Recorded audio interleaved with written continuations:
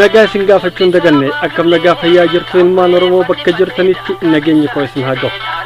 Egaa har'a sagantaan koo bari miidiyaa neetwoork irra haala odeeffannoo yeroo ammaa kana keessattuu immoo haasaa Jeneral Kamaal Galchuu OBN irratti godhe irratti yaadota tokko tokko dhugaa jirtu wal biraan geenya na hordofaan dhaamsa kiyya.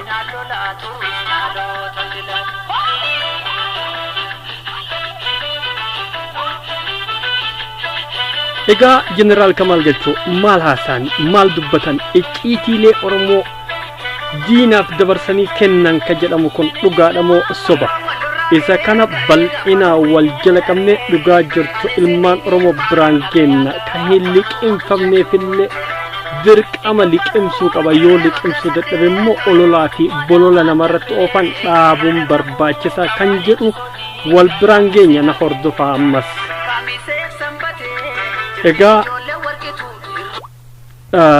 Jeneral Kamaal Galchuu torbee darbe kana keessa haasaa dhimmoota qabsoo Oromoo keessaa'uu dhimmoota paartiilee siyaasaa Oromoo paartiilee sadan ABO shanee KFO fi paartii biyyoolessaa Oromiyaa gidduutti rakkooleen garaagaraa kan uumame maaliif rakkoon sun osoo furmaata hin argatin addaan deemuun yookaan girja'anii gargar bahuun dhalate kan jedhu irratti paartiileen siyaasaa Oromoo osoo filmaannu hin gahin biddeena abjuu nyaachuu waan eegalaniif wajjin nyaachuu hin dandeenye kan jedhu Jeneral Kamaal Galchuu dubbatan. Kunis 40 biddeena 30 biddeena 30 fi biddeena 25 walii qoonnee kophaa haa nyaannu kan jedhu irratti yaanni isaan kennan yookaan immoo yaadichi na biratti fudhatamaa fi dhaaba kiyya biratti fudhatama hin qabu kan jedhu dubbatan. Eenyu biddeena 40 nyaatee eenyu biddeena 25 haa nyaatu jechuun illee olola Facebook irratti har'a deemaa jiruuf karaa guddaa yookaan immoo ajandaa tahee jira. Dhugaan jirtu garuu Jeneral Kamaal Galchuu icciitii baasuu osoo hin tahin rakkoo isaan gidduutti dhalate isaan walitti tokkoomsuu dhabe. Isaan walitti itichuu dadhabe.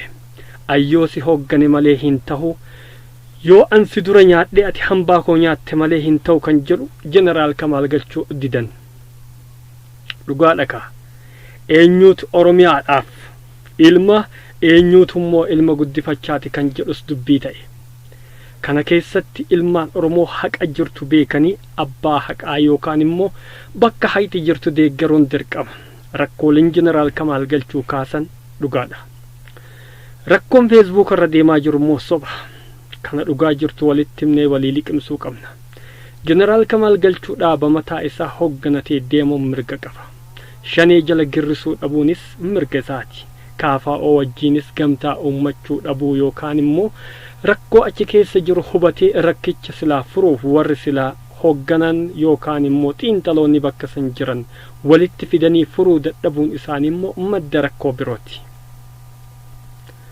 Egaa har'a haa deebinu ajandaa gara birootitti. Jeneral Kamaal Galchuutiin maaliif warra gosaa yookaan immoo warra gandaa jedhaniin? Jeneral Kamaal Galchuu hayya duree paartii biyyoolessa Oromiyaa itti aantuun isaa immoo Shawaa Lixaarraa addee seenaa gonfaa yoo taatu miseensonni paartii biyyoolessa Oromiyaa irra guddeessi isaanii naannolee Oromiyaa garaagararraa ta'uu isaa ifa galaadha. Dhugaan jirtu immoo murni shaneedha yookaan immoo ABO'n shanee Daawudiin hoogganamu caasaan isaa namni 9 Wallaggarraa kun dhugaa lafa jiru. Namoonni 3 Araarsoo Biqilaatii fi namoonni Hagoon yookaan immoo jaal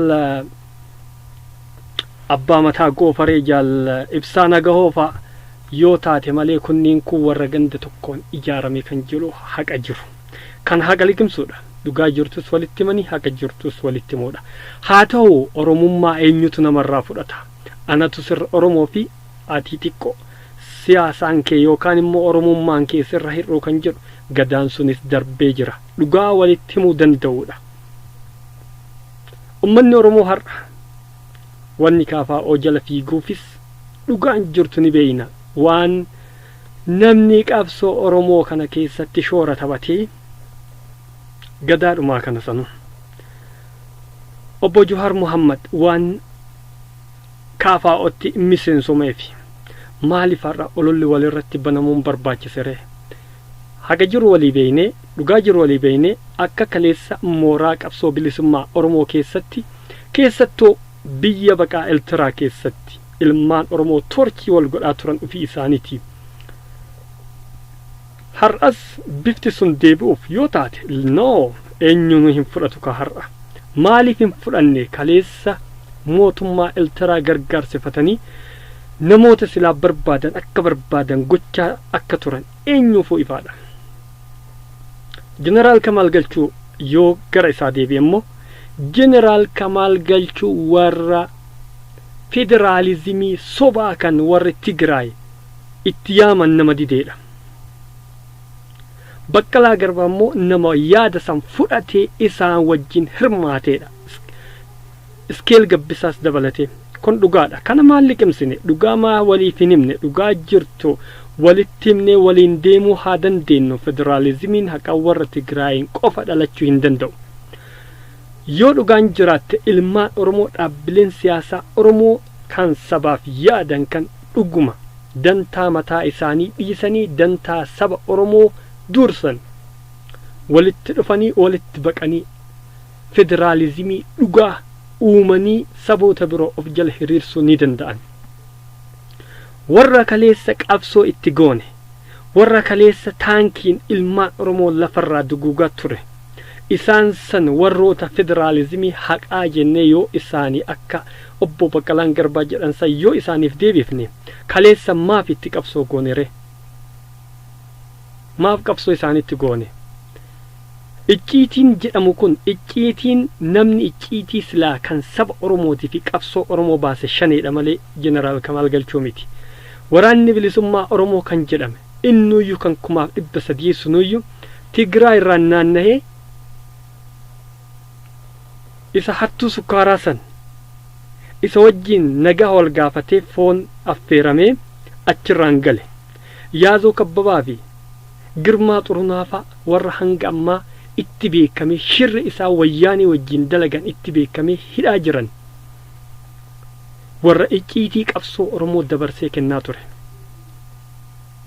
kanamaa walitti himuu hin dandeenyere dhugaa jirtu haqa jiru maaf walii lafa kaa'uu dadhabne akkuma obbo Taayyeenuu baanu girjennee girrisaa ta'aniituma waan tokko egaa torbee darbee Jeneral Kamaal Galchuu dura abbaa nagaa jaarraa hayya duree adda bilisummaa Oromoo gamtoometu OBN irratti yaada kennate dhugaa jiru lafa kaa'e yeroo sanis isarratti duultan torbee darbe kan ammoo weellisaa beekamaa Oromoo kan qabsoo Oromoo keessatti qooda olaanaa gumaache Caalaa Bultumee fi Haacaaluu fa'arratti duultan akkasumas hawwii Tazarraa fa'arratti duultan Oromoo osoo kaanyaan osoo beekaa kaanyaan waliin gaafa geette immoo hin maraatta kana dhugaa walitti himuu danda'u qabna har'a Jeneral Kamaal Galchuuti borus ilaalcha ofii yoo kan jijjiiratu taate obbo Juhar Muhammad isarlee akkanumatti arrabsitanii beekamu kanuma isiniin jechuu barbaade hanga sagantaa birootii walitti deebinutti waan na hordoftaniif galatooma